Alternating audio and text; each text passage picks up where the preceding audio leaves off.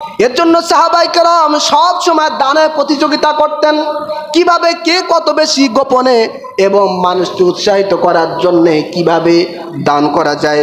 তাবুকের যুদ্ধের সময় আল্লাহর হাবিব সাহাবায়ে কেরামদেরকে যার যা রয়েছে মন খুলে দান করতে বললেন, সঙ্গে সঙ্গে সাহাবীদের মধ্যে দানের হিড়িক পড়ে গেল। সুবহানাল্লাহ। এখন বর্তমানেও আমরা কিন্তু দেখতে পাচ্ছি যে মানুষ দান করার জন্য প্রতিযোগিতা করতেছে, ঠিক কিনা বলুন। হযরত রাসূল কারীম সাল্লাল্লাহু আলাইহি সাল্লামের প্রিয় সাহাবী হযরত আব্দুল্লাহ ইবনে আউফ রাদিয়াল্লাহু তাআলা আনহু আল্লাহর হাবিবের এক কথা বলার সঙ্গে সঙ্গে তিনি আল্লাহর রাস্তায় 4000 দিরহাম আল্লাহর রাস্তায় দান করে দিলেন। সুবহানাল্লাহ। রাসূলুল্লাহ প্রিয় সাহাবী হযরত ওসমান রাদিয়াল্লাহু তাআলা আনহু তিনি 1000 উট এবং 1000 দিনার দিরহাম আল্লাহর রাস্তায় সাদকা করে দিলেন। সুবহানাল্লাহ। নবীজি তাবুকের যুদ্ধে যাওয়ার জন্য প্রস্তুতি নিচ্ছেন, সরঞ্জামের পর্যন্ত নবীজি বলছেন, সাহাবীরা তোমাদের কাছে কি রয়েছে, তোমাদের সামর্থ্য অনুযায়ী তোমরা দান করে দাও। সুবহানাল্লাহ। আল্লাহর হাবিবের প্রিয় সাহাবী হযরত ওমর রাদিয়াল্লাহু তাআলা আনহু তার যে সম্পদ ছিল পুরা সম্পদটা অর্ধেক সম্পদ নিজের জন্য রেখে দিলেন, আর বাকি অর্ধেক সম্পদ আল্লাহর রাস্তায় দান করে দিলেন। সুবহানাল্লাহ। হযরতে আবু বকর সিদ্দিক রাদিয়াল্লাহু তাআলা আনহু তিনি তার সমস্ত সম্পদগুলো দান করে দিলেন। এরপরে আল্লাহর হাবিব সাহাবায়ে কেরামদেরকে একের পর এক জিজ্ঞাসা করতেছেন, রে আমার প্রিয় সাহাবীরা, তুমি আজকের এই তাবুকের যুদ্ধে যাওয়ার জন্য কে কত পরিমাণ দান করেছো, কতটুকু নিয়ে এসেছো, কতটুকু বাড়িতে রেখে এসেছো। একের পর এক সাহাবায়ে কেরাম বলতে বললেন, ইয়া রাসূলুল্লাহ, ইয়া হাবিবাল্লাহ, আমার এত পরিমাণ সম্পদ, এতটুকু রেখে এসেছি আর এতটুকু আল্লাহর রাস্তায় দান করেছি। হযরত ওমর বলছেন, ইয়া রাসূলুল্লাহ, ইয়া হাবিবাল্লাহ, আমার গোটা সম্পদকে আমি অর্ধেক সম্পদ বাড়িতে রেখে এসেছি আর অর্ধেক সম্পদ আল্লাহর রাস্তায় দান করে দিয়েছি। সুবহানাল্লাহ। আমাদের তো দান করতে বললে আমরা মোটামুটি 100, 200, 500 দেই, কখনো আমরা সম্পদের দিকে তাকাই না, ঠিক কি না? সম্পদের অর্ধেক দেব এই চিন্তাও করি না। আল্লাহর হাবিব বললেন, আবু বকর, সবাই তো কিছু রেখে এসেছে, কিছু নিয়ে এসেছে, তুমি কি করেছো? হযরত আবু বকর সিদ্দিক রাদিয়াল্লাহু তাআলা তিনি বলেন, ইয়া রাসূলুল্লাহ, ইয়া হাবিবাল্লাহ, সম্পদ বলতে যা বোঝায়, সম্পদ বলতে যে জিনিসটা বোঝায় সেই সমস্ত সম্পদ আমি ইয়া রাসূলুল্লাহ, ইয়া হাবিবাল্লাহ আল্লাহর রাস্তায় দান করে দিয়েছি। আমি আবু বকরের বাড়িতে এখন আল্লাহ এবং আল্লাহর রাসূল ছাড়া আর কিছু নাই। সুবহানাল্লাহ। সব দান করে দিয়েছি। আল্লাহর হাবিব সাল্লাল্লাহু আলাইহি সাল্লাম খুশি হয়ে গেলেন। খুশি হয়ে যাওয়ার পরে নবীজি হাত তুলে সকল সাহাবায়ে কেরামদের জন্য দোয়া করলেন। সঙ্গে সঙ্গে নবীজির ওই দোয়ার পরিবর্তে আল্লাহ পাক আয়াত নাজিল করে দিলেন। সুবহানাল্লাহ। আল্লাহ পাক বলেন, মাসালুল লাযিনা ইউনফিকুনা আমওয়ালাহুম ফি সাবিলিল্লাহি কামাসালি হাববাতিন আমবাতাত সাবআ সানাবিলা ফি কুল্লি সুম্বুলাতিন মিয়াতু হাব্বা ওয়াল্লাহু ইউদাইফু লিমান ইয়াশা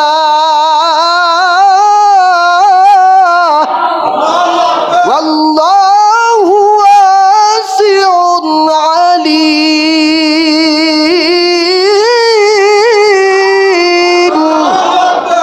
আল্লাহ তাআলা বলেন, যারা নিজেদের সম্পদ আল্লাহর রাস্তায় দান করে দিয়েছেন তাদের উদাহরণ হলো, তাদের দৃষ্টান্ত হলো, তাদের উদাহরণ হলো একটা শস্য দানার ন্যায়। যে একটি শস্য দানা পৃথিবীতে রোপণ করা হয়েছে, সঙ্গে সঙ্গে একটা শস্য দানা থেকে 7টি শীষ উৎপন্ন হয়েছে। ওই 7টি শীষের প্রত্যেক শীষে আমি আল্লাহ পাক 100 করে শস্য দানা দান করে দিলাম। তাহলে বোঝা যায় একটা শস্য দানা থেকে আল্লাহ পাক 700 শস্য দানা সৃষ্টি করেছেন, ঠিক কি না? আল্লাহ পাক বলছেন, তাবুকের যুদ্ধে যে সমস্ত সাহাবায়ে কেরাম তোমরা তোমাদের নিজেদের সম্পদ দান করে দিয়েছো, ভালো করে শুনে রাখো, তোমার এক একটা দিনার দিরহামের পরিবর্তে আমি আল্লাহ পাক যেভাবে একটা শস্য দানা থেকে 700 শস্য দানা উৎপন্ন করি, সৃষ্টি করি, ঠিক অনুরূপভাবে তোমার এক দিরহাম দিনারের পরিবর্তে আমি আল্লাহ পাক 700 গুণ সওয়াব দান করব। সুবহানাল্লাহ।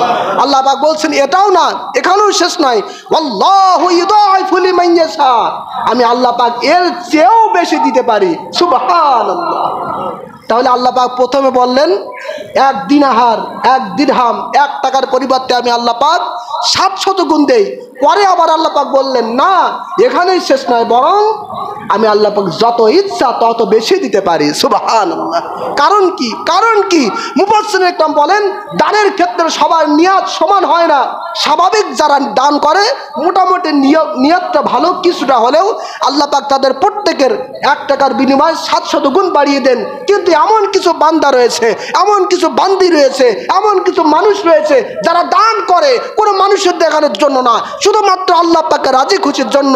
আল্লাহ পাক তাদের ক্ষেত্রে বলেছেন আল্লাহু ইউদাইফু লিমান ইয়াশা, রে বান্দা তুমি আমি আল্লাহ তাআলাকে রাজি খুশি করার জন্য অনেক দান করেছো, একমাত্র আমার রাজি খুশির জন্য তোমার আমি 1 দিব না, 10 দিব না, 700 দেব না, বরং আল্লাহু ইউদাইফু লিমান ইয়াশা, আমি আল্লাহ পাক যেমন আমি আল্লাহ পাক যত বেশি দিতে পারি ততই দিয়ে দিব। আল্লাহু আকবার বলুন। তাহলে দান করতে হবে কার জন্যে? কার রাজি খুশির জন্য? জোরে বলেন। সম্মানিত হাজিরিন, ওই তাবুক যুদ্ধের সময় যে সমস্ত মহিলাদের বা যে সমস্ত মানুষের অর্থ ছিল না, সম্পদ ছিল না, ওই সমস্ত মহিলারা, ওই সমস্ত মানুষেরা তারা তাদের নাকের ফুল এবং কানের দুল খুলে দিয়েছিল। সুবহানাল্লাহ। আজকে নবী পাকের সাল্লাল্লাহু আলাইহি সাল্লামের সেই সোনালী যুগের 1500 বছর পরে আজকে বাংলার জমিনে আমরা সেই একই চিত্র সাহাবীদের মতো দেখতে পেয়েছি। সুবহানাল্লাহ। আপনারা দেখেছেন না, যাদের টাকা নাই, এক মহিলা তার কাছে কোনো সম্পদ নাই, নিজের কানের স্বর্ণের দুল খুলে ওই দান বাক্সের মধ্যে দিয়ে দিয়েছে। সুবহানাল্লাহ। সে বলেছে আমি আমার কোনো পরিচয় জানানোর প্রয়োজন নাই, যেহেতু এই বন্যার সময় আমার কাছে অর্থ নাই, টাকা নাই, আমার ভাইয়েরা অসহায়, কাজে আমার টাকা নাই, আর আমি যদি কানে দুল পরি তাহলে এটা আমার জন্য বেমানান হয়ে যায়, কাজে টাকা নাই এজন্য আমি মাহরুম হব না, বরং আমার কানের স্বর্ণের দুল আমি খুলে দিলাম। সুবহানাল্লাহ। এই শিক্ষা ইসলাম দিয়েছে। কে দিয়েছে? এটা এখন 1500 বছর পর আমরা দেখতেছি এমন নয়, বরং তাবুক যুদ্ধের সময় হাদিস প্রমাণ করে, কোরআন প্রমাণ করে, যে সমস্ত মানুষের কাছে সম্পদ ছিল না তারা তাদের মহিলাদের নাকের ফুল কানের দুল আল্লাহর রাস্তায় দান করেছিলেন। সুবহানাল্লাহ।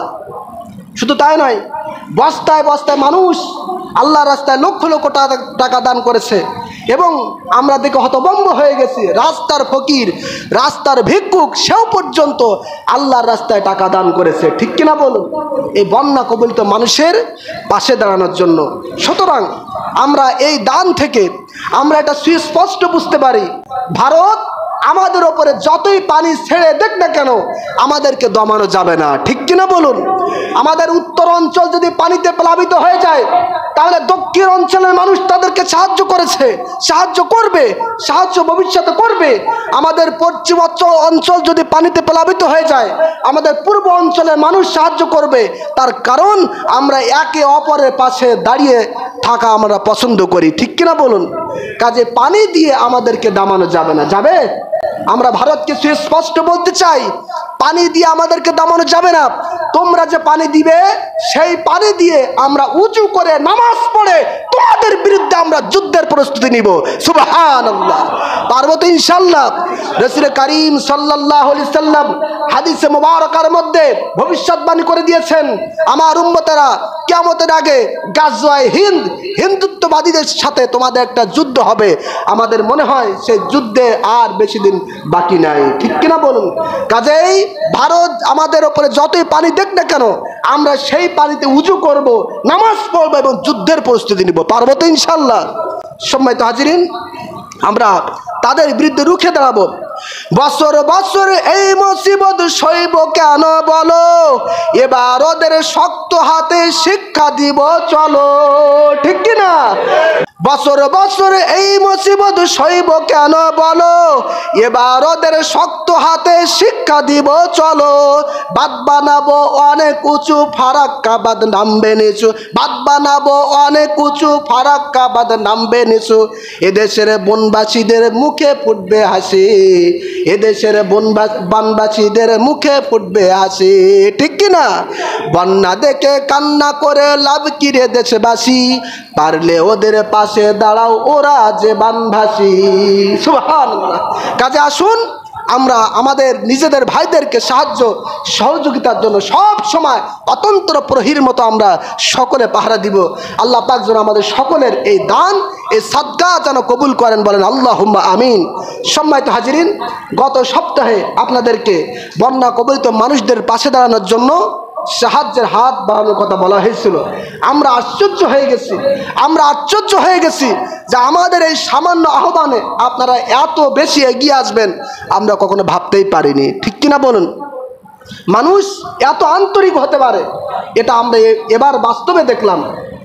মানুষ টাকা দিয়েছে, অর্থ দিয়েছে, পয়সা দিয়েছে, সাথে সাথে নিজেদের গায়ের শরীরের সুন্দর পোশাকটাও দান করেছেন। সুবহানাল্লাহ।